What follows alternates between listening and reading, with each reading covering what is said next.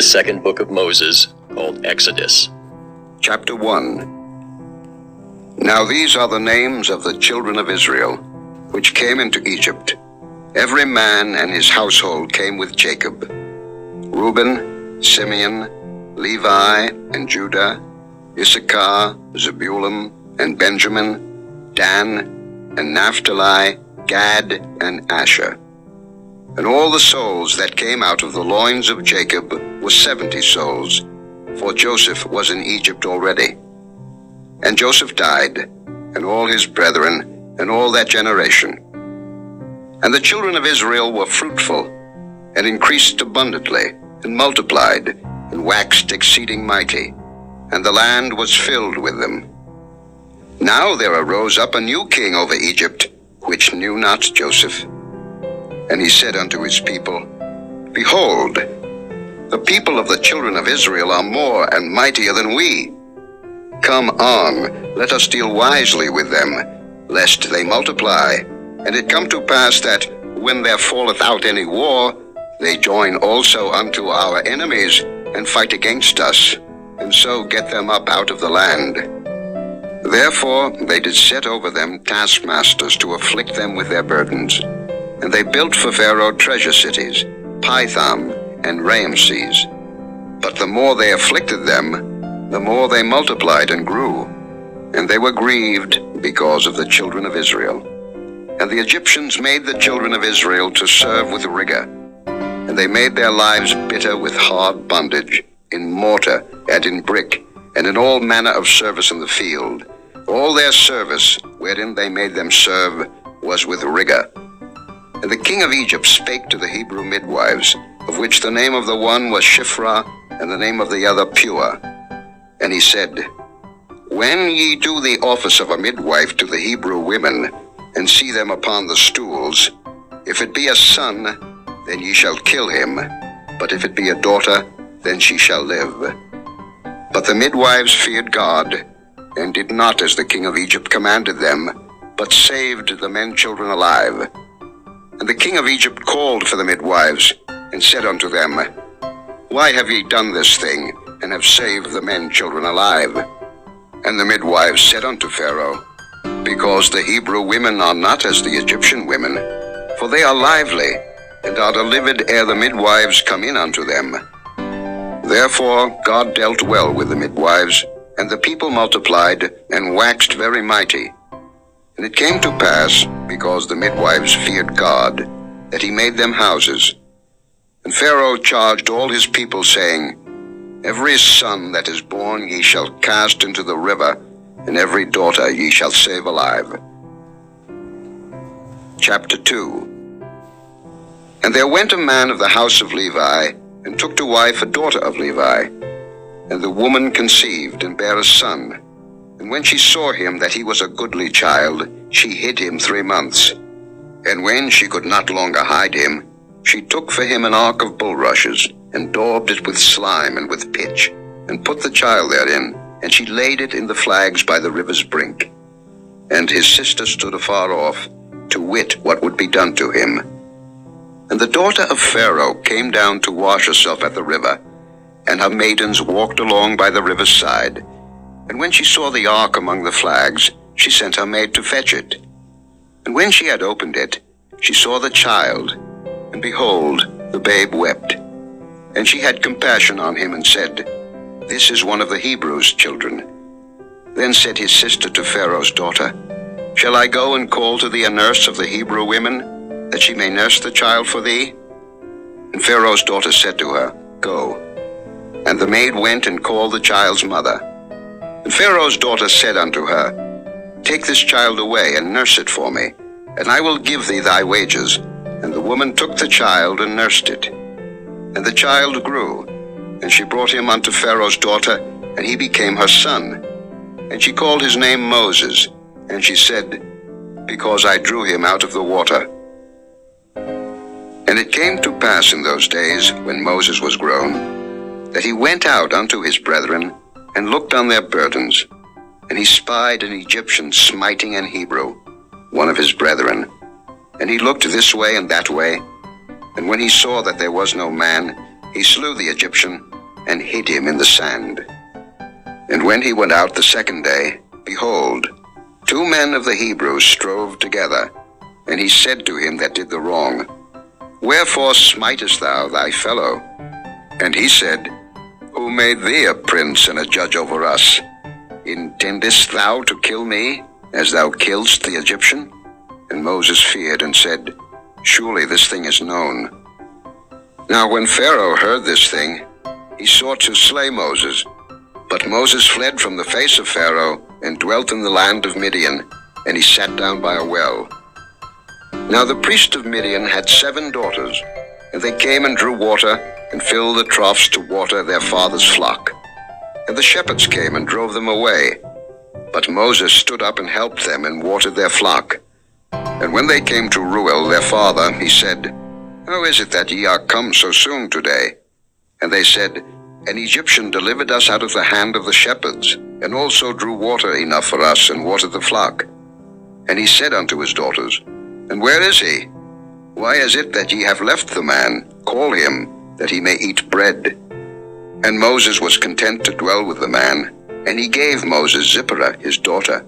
And she bare him a son, and he called his name Gershom, for he said, I have been a stranger in a strange land. And it came to pass in process of time, that the king of Egypt died, and the children of Israel sighed by reason of the bondage, and they cried, and their cry came up unto God by reason of the bondage. And God heard their groaning, and God remembered his covenant with Abraham, with Isaac, and with Jacob. And God looked upon the children of Israel, and God had respect unto them. Chapter 3. Now Moses kept the flock of Jethro his father-in-law, the priest of Midian. And he led the flock to the backside of the desert, and came to the mountain of God, even to Horeb. And the angel of the Lord appeared unto him in a flame of fire out of the midst of a bush. And he looked, and behold, the bush burned with fire, and the bush was not consumed. And Moses said, I will now turn aside, and see this great sight, why the bush is not burnt. And when the Lord saw that he turned aside to see, God called unto him out of the midst of the bush, and said, Moses, Moses. And he said, Here am I. And he said, Draw not nigh hither. Put off thy shoes from off thy feet, for the place whereon thou standest is holy ground. Moreover he said, I am the God of thy father, the God of Abraham, the God of Isaac, and the God of Jacob. And Moses hid his face, for he was afraid to look upon God. And the Lord said, I have surely seen the affliction of my people which are in Egypt, and have heard their cry by reason of their taskmasters, for I know their sorrows. And I am come down to deliver them out of the land of the Egyptians, and to bring them up out of that land unto a good land and a large, unto a land flowing with milk and honey, unto the place of the Canaanites, and the Hittites, and the Amorites, and the Perizzites, and the Hivites, and the Jebusites. Now therefore, behold, the cry of the children of Israel is come unto me, and I have also seen the oppression wherewith the Egyptians oppress them.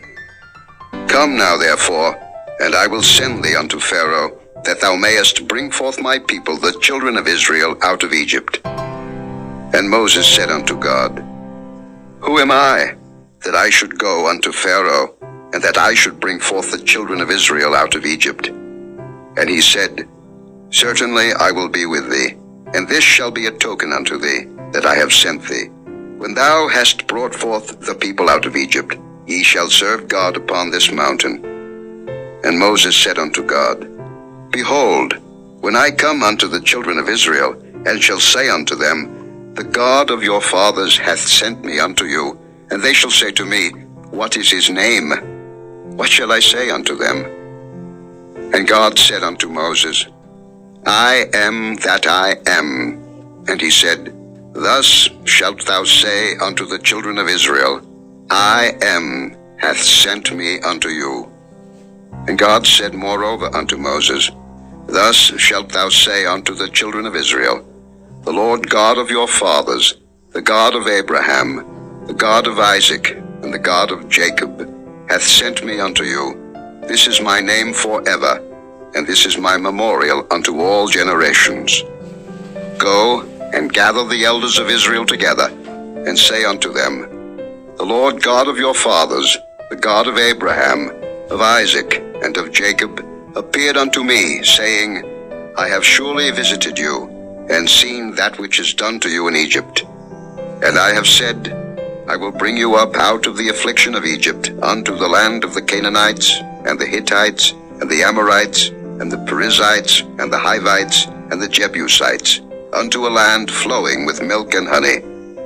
And they shall hearken to thy voice, and thou shalt come, thou and the elders of Israel, unto the king of Egypt, and ye shall say unto him, The Lord God of the Hebrews hath met with us, and now let us go, we beseech thee, 3 days' journey into the wilderness, that we may sacrifice to the Lord our God. And I am sure that the king of Egypt will not let you go, no, not by a mighty hand. And I will stretch out my hand, and smite Egypt with all my wonders which I will do in the midst thereof. And after that he will let you go. And I will give this people favor in the sight of the Egyptians. And it shall come to pass that when ye go, ye shall not go empty. But every woman shall borrow of her neighbor, and of her that sojourneth in her house, jewels of silver, and jewels of gold, and raiment, and ye shall put them upon your sons and upon your daughters, and ye shall spoil the Egyptians. Chapter 4. And Moses answered and said, But behold, they will not believe me, nor hearken unto my voice, for they will say, The Lord hath not appeared unto thee. And the Lord said unto him, What is that in thine hand? And he said, A rod. And he said, Cast it on the ground. And he cast it on the ground, and it became a serpent. And Moses fled from before it. And the Lord said unto Moses, Put forth thine hand, and take it by the tail. And he put forth his hand, and caught it, and it became a rod in his hand, that they may believe that the Lord God of their fathers, the God of Abraham, the God of Isaac, and the God of Jacob, hath appeared unto thee. And the Lord said furthermore unto him, Put now thine hand into thy bosom. And he put his hand into his bosom. And when he took it out, behold, his hand was leprous as snow. And he said, Put thine hand into thy bosom again.